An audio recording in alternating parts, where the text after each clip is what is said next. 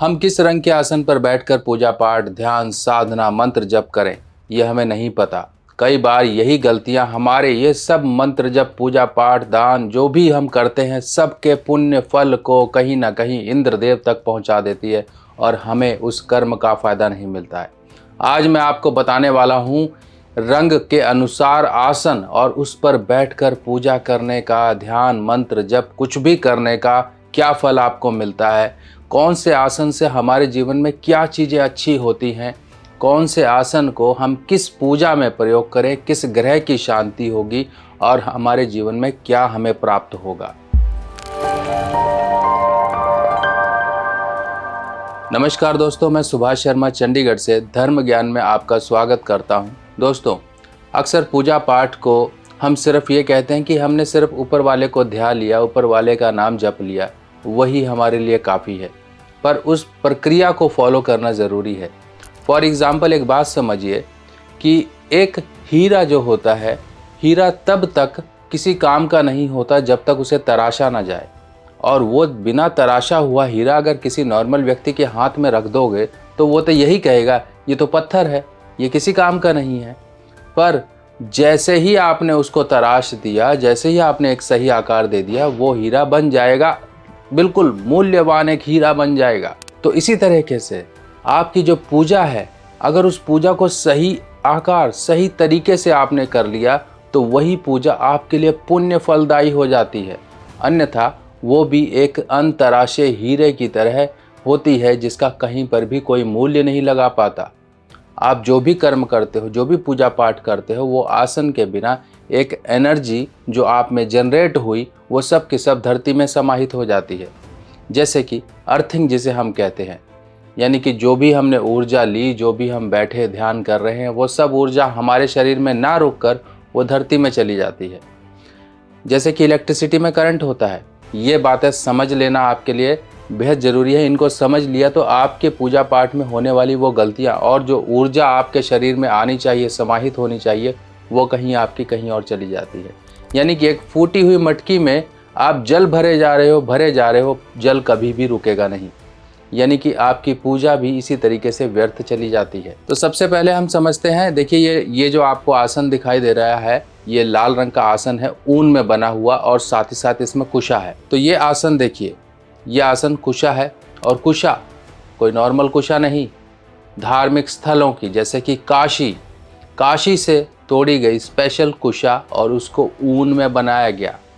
सही मुहूर्त में तोड़ी गई कुशा, क्योंकि कुशा को सही मुहूर्त में तोड़ना ज़रूरी है, वरना वो किसी काम की नहीं। आपको मैं बता दूं जानकारी के लिए, कुशा को अमावस्या के दिन तोड़ा जाता है और वर्ष में एक बार ऐसी अमावस्या भी आती है जिसे हम कुशोत्पाटनी अमावस्या बोलते हैं। उस अमावस्या के दिन अगर तोड़ी गई कुशा तो वो कुशा आपकी समझ लीजिए बहुत लंबे समय तक चलती है। एक वर्ष या उससे भी ज़्यादा लोग इस्तेमाल करते हैं, क्योंकि वो कुशा कभी ख़राब नहीं होती है। कुशा का आसन आपके हर समय ज़रूरत होती है। अब लाल कुशा की बात करें, लाल कुशा में क्या होता है, देखिए लाल रंग जैसा कि आप जानते हैं भूमिपुत्र मंगल का एक ये लाल रंग होता है। देवी के लिए देवी पूजन, जो अपने अंदर शक्ति पूजन, जैसे हम शक्ति पूजन करते हैं, माँ दुर्गा, माँ भगवती, इनके स्वरूपों का पूजन करते हैं। और अभी तो नवरात्रे चल रहे हैं, नवरात्रि के समय भी ये पूजन किया जाता है। और लाल रंग का आसन होना बहुत ज़रूरी है। क्यों?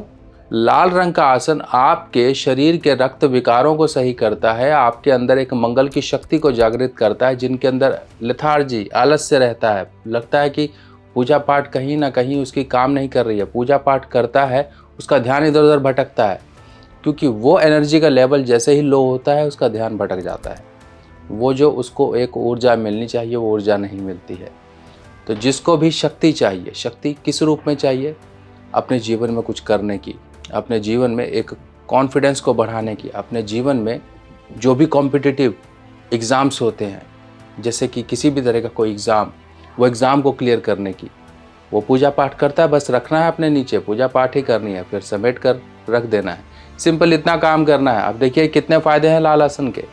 जिनको रक्त विकार रहते हैं, ब्लड प्रेशर की प्रॉब्लम रहती है, कहीं पर उनको लीवर की प्रॉब्लम हो गई है या फिर उनको डाइजेशन, पेट की कोई दिक्कतें बता दी गई हैं, उनके लिए, क्योंकि ये मंगल की खराबियों को दूर करता है और साथ ही साथ आपके अंदर लाता है वो शक्ति जो आपको इस जीवन में, इस समाज में लड़कर आगे बढ़ने की एक शक्ति देता है।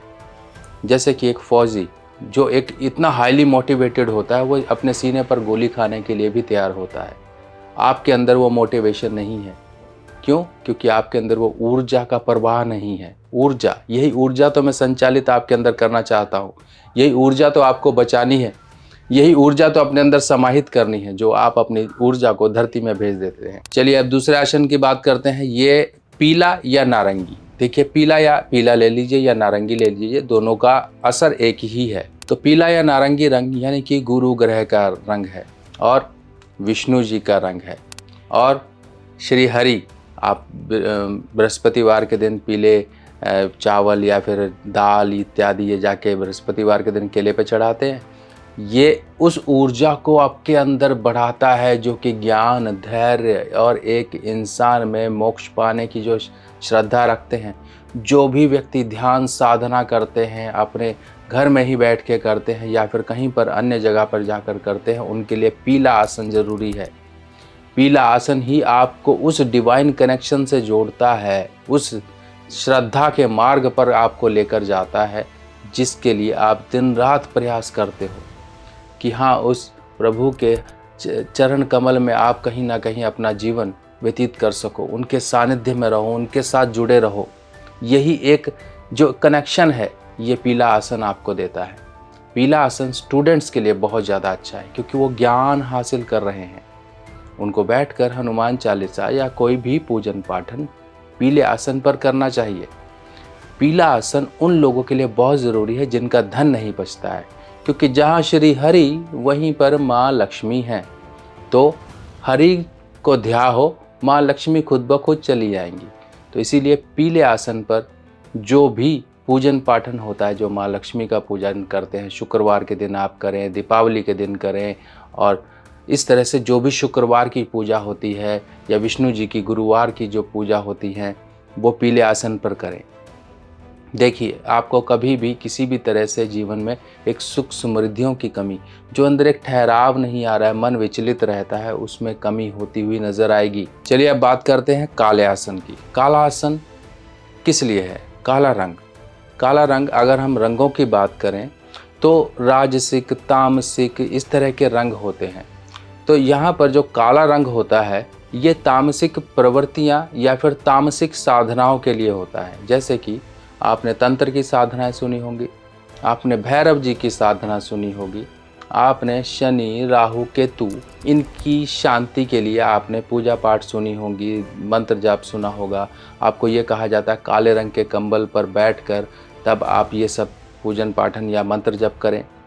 इसीलिए कहा जाता है जिनकी भी राहु की दशा है, शनि की दशा है, साढ़े सती या ढैया पनौती कुछ भी है, या फिर उनके जीवन में हमेशा ये रहता है कि शत्रु बहुत परेशान करते हैं, कहीं ना कहीं मारण, उच्चाटन, सम्मोहन, इस तरह की क्रियाएं करते रहते हैं, कोई तंत्र बाधाएं इस तरह की आपके जीवन में चलती रहती हैं, कोई डिप्रेशन है, ओवर थिंकिंग है, एंजाइटी है, किसी प्रकार से आपके अंदर से कोई भय बैठ गया है, आपको लगता है पहले सब कुछ सही था, अब कुछ खराब हो गया है, तो काले आसन का प्रयोग करिए। अपनी नित्य पूजा पाठ में काले आसन का प्रयोग करिए।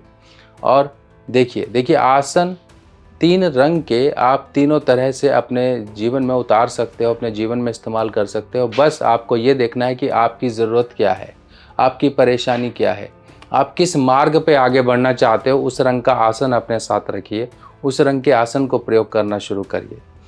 और इन बातों का ध्यान रखिए, आपका आसन है तो आप ही इस्तेमाल करेंगे। ये देखिए, ये 2 बाय 2 फुट का एक आसन होता है, यानी कि एक व्यक्ति ही इस आसन को इस्तेमाल कर सकता है। अगर आप कहीं बाहर जा रहे हैं तो अपना आसन लेकर जाइए, वहाँ बैठकर पूजा करिए।